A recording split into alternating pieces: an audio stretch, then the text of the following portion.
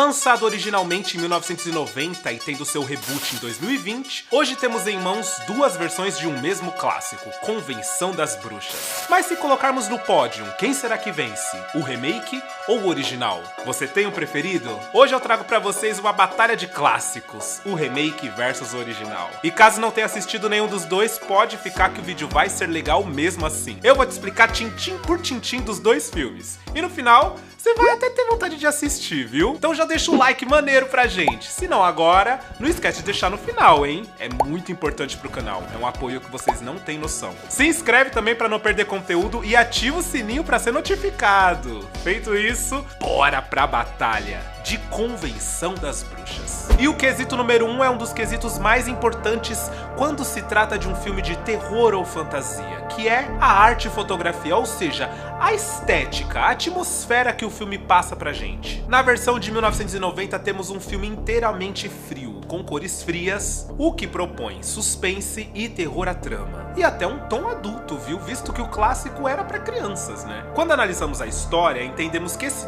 tom que o diretor deu pro filme trabalhou a seu favor, já que trata-se de bruxas, né? Bruxas de verdade e que querem de fato exterminar as crianças. Aqui eu curti demais. Já em 2020 temos o total oposto, e a gente vai ver muito disso entre os dois, viu? A maioria das decisões criativas são opostas entre os dois. E em 2020 é tudo muito quente, as cores são vibrantes e faz bem o tipo de aventura infanto-juvenil dos tempos de hoje. Eu não sei se eu gosto, porque na realidade, quando temos essa atmosfera aliada a alguns pontos cruciais da história, em 1990 eles realmente conseguiram deixar a gente com medo. Já em 2020 eu não sei, o tom vibrante das cores não ajudou muito, sabe? Deixou tudo maior e mais chique, mas eu não sei se deixou assustador. Por isso, pra mim, é ponto pra 1990. O diretor acertou na mão e a atmosfera ajudou demais a contar a história. Quesito número 2 também vem a ser muito importante, porque ajuda a denominar o tom de cada personagem. Quem são eles na história? E aqui eu tô falando do figurino da grande rainha bruxa. No clássico de 1990, Anjelica Huston exibe apenas 2 figurinos. O look da sua chegada ao hotel, que tem aqueles ombros marcantes, típicos dos anos 80, que dá uma estrutura e uma imponência pra personagem. E ainda conta com um chapéu, hein? Clássico chapéu com tule e tudo mais. Chiquérrimo. E temos ainda um segundo figurino que é usado a partir da convenção até o final do filme, que é esse vestido mais justo, com essa capa presa à cintura do vestido, que consegue passar aí um ar de bruxa, principalmente na cena em que ela empurra um carrinho de bebê de uma ribanceira. Ela vem com essa capa sobre a cabeça, meio que enrolada, e não tem quem não tenha medo dela nessa cena, mesmo ela estando belíssima. Como tudo na trama de 1990 se passa no mesmo dia da chegada do hotel, eles não trocaram o figurino de ninguém do segundo e terceiro ato do filme, o que não nos dá variedade. Ainda assim, torna a roupa icônica. Já em 2020 a história foi completamente outra. Anne Hathaway usa ao todo 7 looks diferentes. Um pra chegada, um hobby antes de dormir, um pra abertura da convenção, um para a convenção, um pro momento em que está no quarto antes de jantar e um pro jantar. Ainda de quebra temos um 7º figurino, mas esse não é muito claro. Ele surge ali em uma cena de flashback quando mostra a bruxa em ação há muitos anos atrás. Obviamente que em 2020, o budget, o orçamento do filme foi muito maior. Com isso as possibilidades se abriram. Foi desleal com 1990. Então, ponto pra 2020, que a Anne Hathaway arrasou nos figurinos. Quesito número 3. As bruxas são mesmo assustadoras? No clássico de 1990, eles optaram por uma roupagem realmente real. As mulheres são tão comuns que quando criança, eu, pelo menos, desconfiava até das minhas tias. Durante a cena da convenção, quando elas revelam seus verdadeiros rostos, o ângulo usado pelo diretor deixa a coisa ainda mais bizarra. O primeiro embate do garoto com a bruxa também sempre apavorou geral. Primeiro por ela realmente parecer uma mulher comum que tá só passando por ali. Depois, por ameaçar o garoto, dizendo que a avó não podia salvá-lo, porque não podia ouvi-lo. Vovó! Ela não pode ouvir você. Qual é o seu nome? É... Luke. Mano, essa cena é muito tensa. Aqui temos de fato bruxas assustadoras. Já em 2020, a direção optou por transformá-las em algo que fuja da realidade. Algo que as denunciem mesmo quando elas estão quietas. Elas são de certa forma duras, robóticas e em certo ponto chegam até mesmo a serem caricatas. A cena da mercearia, que reinventa o primeiro encontro do garotinho com a bruxa, é tensa, é bem dirigida, mas a maneira que a bruxa fala com o garotinho, apesar de ser interessante, é pouco convincente. Ela ama beijos.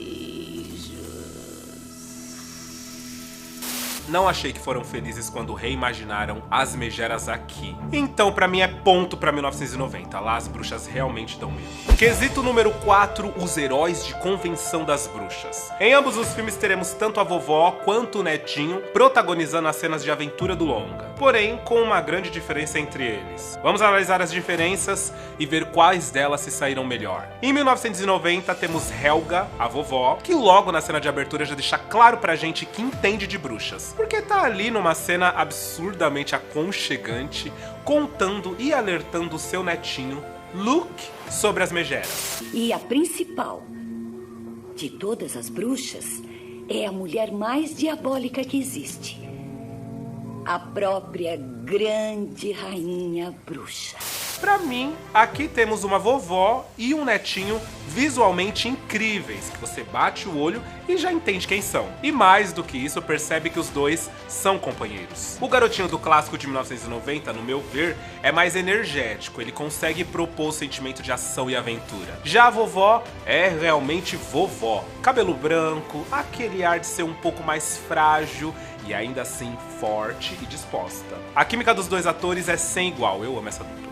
Já em 2020 temos a vovó, que é apenas vovó, já que aqui os roteiristas seguiram o padrão do livro, que não dá nome nem para a avó e nem para o garotinho. No livro eles são apenas avó e garoto. Eu acredito que o autor do livro fez dessa forma para que qualquer criança sentisse que é o protagonista, sabe? Bom, no filme, a escolhida pro papel da mocinha é ninguém mais, ninguém menos do que Octavia Spencer. Maravilhosa. Porém, contudo, ela pra mim não tem ar de vó, hein? A não ser no final. Durante o filme, ela me pareceu mais tia ou mãe do garoto. O que pra mim é, de certa forma, um ponto negativo. Eu acho que o departamento de arte do filme não fez um bom trabalho nesse quesito. Já o garotinho, eu também não sei se o roteiro conseguiu escrever um protagonista do qual a gente se conectasse. Também não consegui sentir aventura ou ação nele até que ele estivesse transformado em rato. Eu sinceramente achei que aqui foi a direção que não fez um bom trabalho. De um modo geral, eu adoro os dois atores, mas quando colocamos lado a lado os protagonistas e dizemos qual deles se parece mais uma avó e um netinho, inegavelmente 1990 ganha. Então, ponto pra 1990. Quesito número 4, e se tratando de Convenção das Bruxas, é um quesito muito importante. Os ratinhos. Em 1990, a transformação é inegavelmente mais assustadora. A gente sabe que em 1990 eles não dispunham de tanta tecnologia pra abalar no CGI. Era tudo efeito prático, o que quer dizer que era tudo de verdade. É perceptível que a mudança gradual do Bruno foi feito take a take, atualizando o andamento da maquiagem até que o ator pudesse ser substituído por um animatronic, que é um robô ali controlado manualmente que imita os gestos da figura que está representando.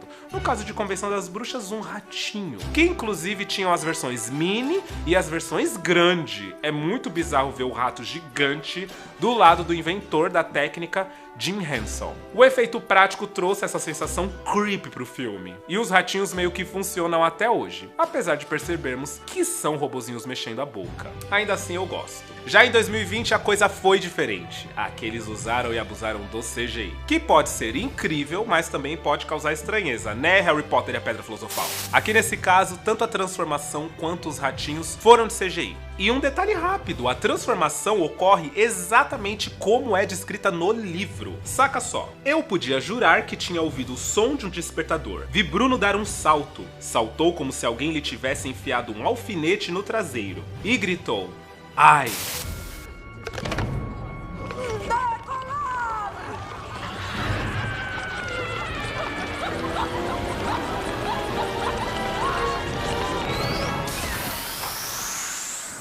Bom, os ratinhos também são computação gráfica, como eu comentei. Mais uma vez, acompanhando a tendência visual do cinema atual. Mas a diferença está que, aqui em 2020, os ratinhos têm mais ação, têm mais personalidade, têm mais expressões, o que no meu ver é muito legal. Então, apesar de achar que em 1990 eles deram o nome, aqui é ponto pra 2020. A transformação pode até ter muito CGI, sabe? Até em exagero. Porém, trouxe algo mais fantástico. Eu gostei. Quesito número 5, penúltimo quesito, é a resolução final. Eu adicionei esse quesito porque os dois filmes têm finais diferentes e eu vou comentar os dois finais aqui e qual me agrada mais. Em 1990, após Luke e a vovó conseguirem transformar todas as bruxas em rato, Luke pede que a assistente da grande rainha bruxa envie pra ele o diário com os endereços das bruxas da América. Ela envia e junto manda também todo o dinheiro que tinha na maleta, o que vai possibilitar que o garoto e sua avó viajem o mundo matando as bruxas. Porém, na calada da noite, a assistente, que antes era uma bruxa má, aparentemente se transformou em uma bruxa boa e usa seus poderes para transformar Luke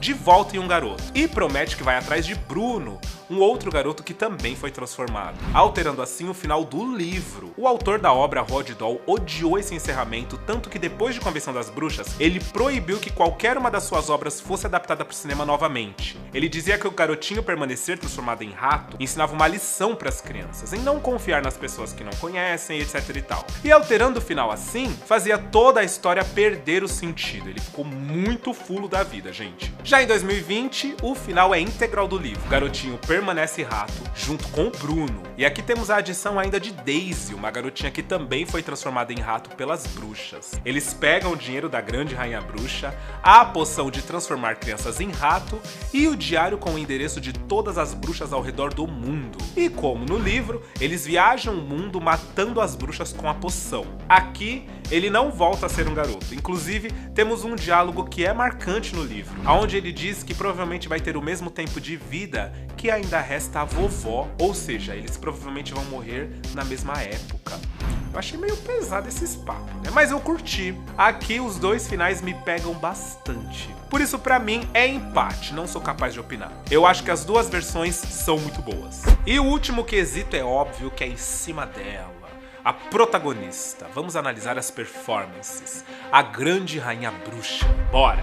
Impecável é a palavra para definir Anjelica Huston. Assustadora e paralisante. É um olhar e pronto, eu já tô morrendo de medo dela. A atriz parece ter nascido para dar vida a Eva Ernest. A existência sombria que ela deu à grande rainha bruxa deixou o personagem absurdamente icônico e marcou sua carreira pra sempre, viu, gente? Tanto que ela diz ser um dos papéis mais incríveis e inesquecíveis que ela já fez, além de ser o que ela mais ama. Ela é sofisticada e quando tira a máscara, a maquiagem é simplesmente memorável. Feita de maneira manual, como tudo na época, em entrevista a atriz disse que era um processo extremamente maçante e cansativo. Ela levava 7 horas para ficar pronta e depois tinha que aguentar mais as horas e horas da diária de gravação. Pauleira total. Mas valeu demais, gente. A grande rainha bruxa de Anjelica Huston é simplesmente inesquecível.